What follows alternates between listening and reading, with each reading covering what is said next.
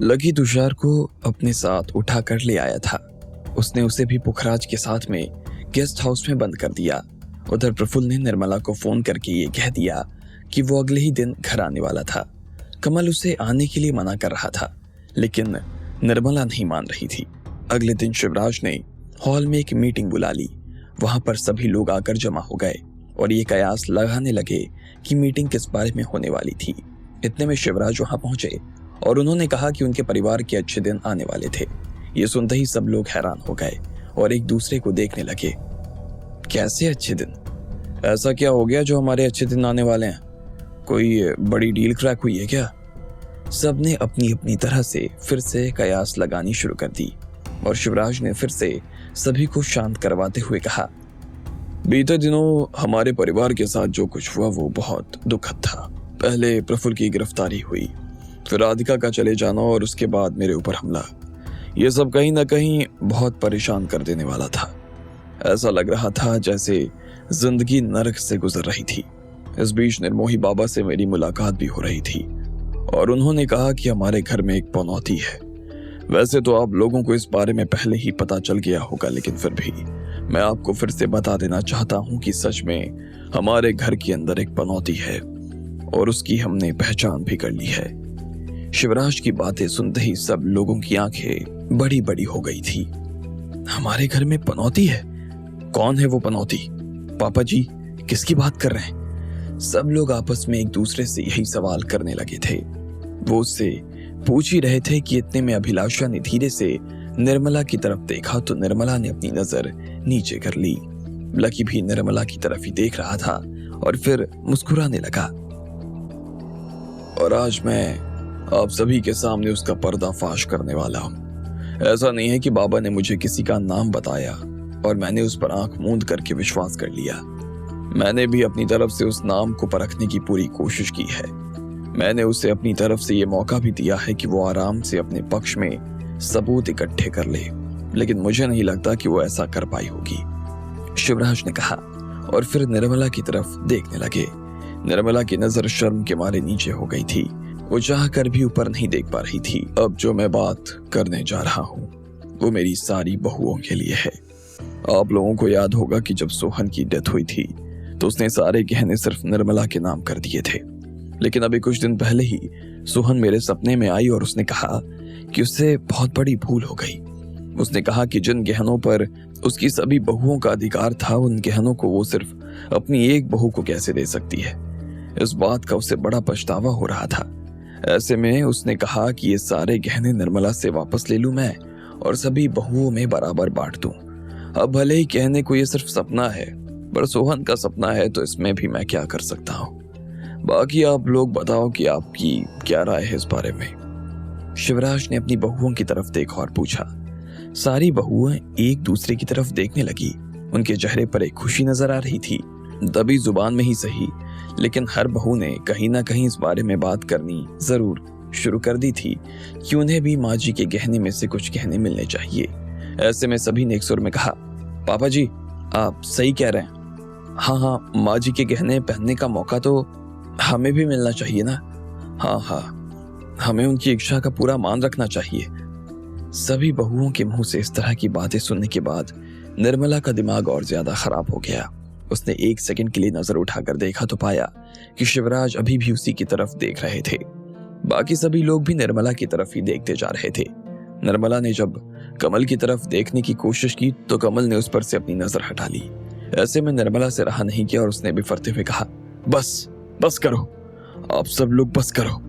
मुझे समझ में नहीं आ रहा कि पापा जी को सच में कोई सपना आया था या फिर ये सब मुझे घेरने की साजिश चल रही है।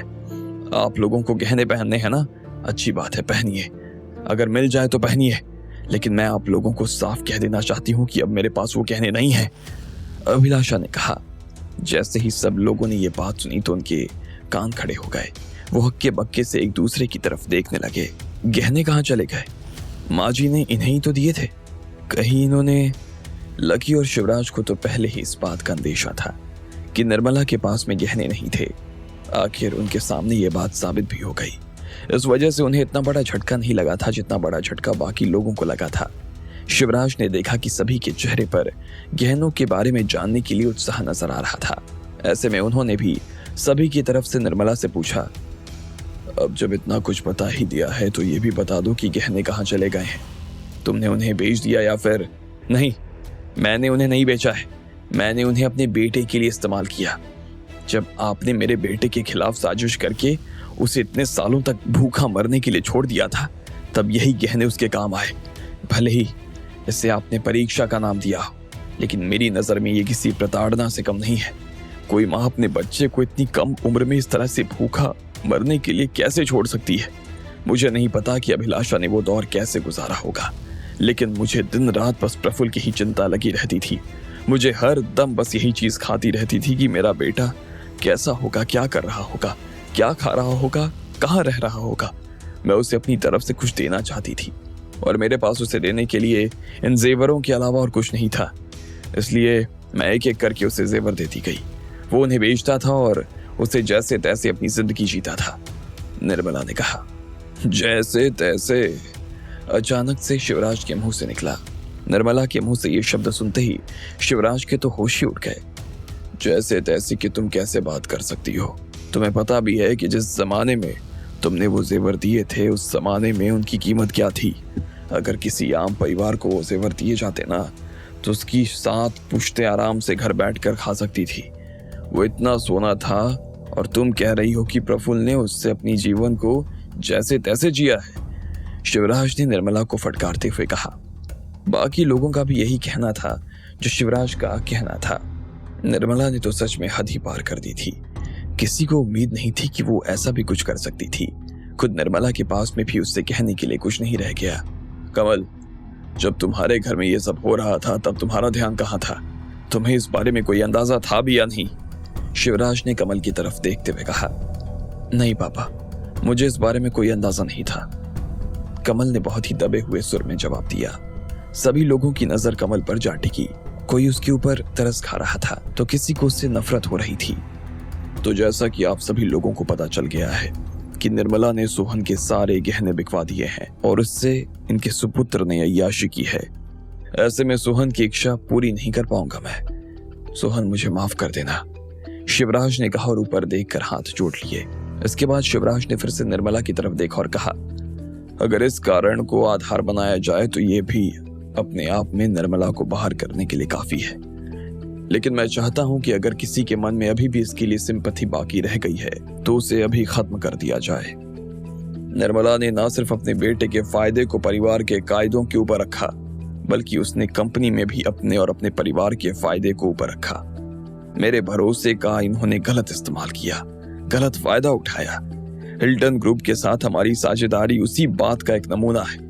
मेरे पास में ऐसे और भी एग्जाम्पल्स हैं, लेकिन मैं चाहता हूं कि वो सारे एग्जाम्पल्स आपके सामने रुस्तम जी पेश करें। शिवराज ने कहा, रुस्तम को आगे आने का इशारा कर दिया। रुस्तम ने परिवार के बाकी लोगों के सामने प्रफुल्ल और निर्मला के सारे काले चिट्ठे खोलकर पटक दिए थे। जब परिवार के बाकी लोगों ने उसे सुना तो उनकी हैरानी और ज्यादा बढ़ गई। खुद कमल को भी ये विश्वास नहीं हो रहा था कि निर्मला ऐसा कुछ कर सकती है। वो अपना सिर पकड़कर वहां बैठ गया।